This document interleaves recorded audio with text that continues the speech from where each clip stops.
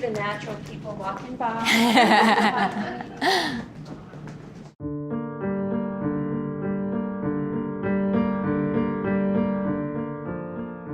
I'm Jessica Jolly, and about 5 years ago, I started having problems digesting food. Everything your body does automatically, your heart rate, blood pressure, GI system, that's your autonomic system, and my body wasn't doing it. So I had feeding tubes placed, I had ports placed, I had different pacemakers put in my body. As time went on, I was living in hospitals literally and living in nursing homes. Many times my mom and my sister were called, we can't get her fever down, there's pressure on her lungs, she's in a coma.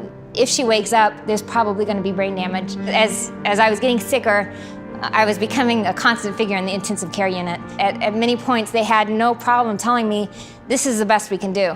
I wrote a letter to Life is Good, to Bert and John, because every single appointment I went to, I wore a Life is Good shirt. I wanted doctors and I wanted nurses to know that life was good. I still had hope. I was an optimistic person, and I wanted them to stop hope in me.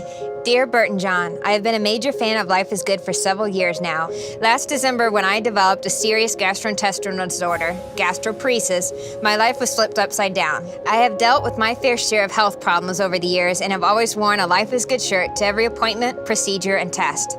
Life is Good means to me that I get another sunset. I get a bean burrito. I get another hug, another I love you, another chance. Without ever meeting me or knowing my name, I still say thanks for all the support you have given me over the years. Jessica, how are you? Good. Good. Thanks again for being, sharing your story so openly. And when we posted that, we got a lot of positive responses, especially people dealing with adversity. Like they got a lift from that story. So in the letter you wrote us, you said, I'm glad I didn't get that memo. The doctors are telling your family to say their goodbyes. Yeah, I was in so much pain. I had this alien tube coming out of my stomach. For a long period too, like 4 years? For about 4 years. Some of those years, there was less than 2 weeks where I was not in a hospital or not in a nursing home. There was about a 7-month period I was in hospital and the nursing homes. I hadn't been outside to see life, breathe fresh air.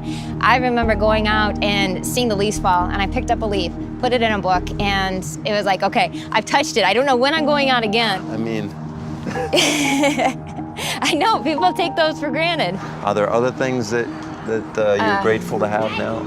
Honestly, food. For so long, I was on a feeding tube.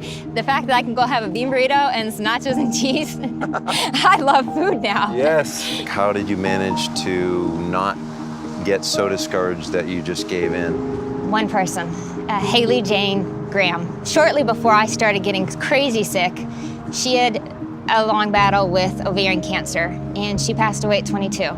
Right up till the very day, the very last breath she was taking, she was convinced that there was going to be a miracle and she was going to get better.